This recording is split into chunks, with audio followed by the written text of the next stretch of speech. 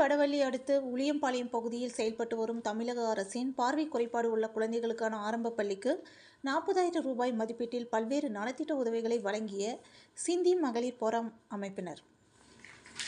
கோவை மாநகரில் சிந்தி போரம் என்ற அமைப்பு கடந்த 25 ஆண்டுகளாக செயல்பட்டு வருகிறது. இதன் தொடர்ச்சியாக இதன் மகளிர் அமைப்பாக சிந்தி மகளிர் போரம் அமைப்பு கடந்த 20 ஆண்டுகளாக இயங்கி வருகிறது.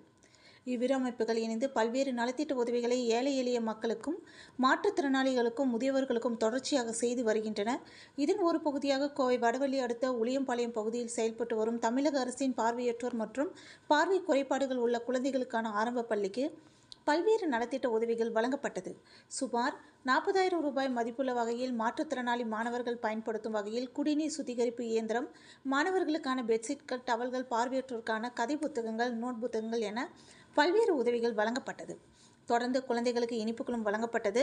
இந்த நிகழ்ச்சியில் சிந்தி மகளிர் போரம் அமைப்பின் தலைவர் பிரீத்தி பஞ்சாபி, சிந்தி மகளிர் போரம் அமைப்பின் துணைத் தலைவர் காஜல் தீபக், சிந்தி போரம் அமைப்பின் தலைவர் லாவன், சிந்தி மகளிர் போரம் அமைப்பின் நிர்வாக உறுப்பினர்கள் அனன்யா, சிந்துஜா, இந்தி போரம் அமைப்பின் நிர்வாக கிரண் பஞ்சாபி மற்றும் சிறப்பு விருந்தினர்களாக ரிங்கிஷா, ஷப்னா உள்ளிட்டோர் பலர் கலந்து கொண்டு பார்வை குறைபாடு உள்ள குழந்தைகளுக்கு வழங்கினர் என்பது குறிப்பிடத்தக்கது.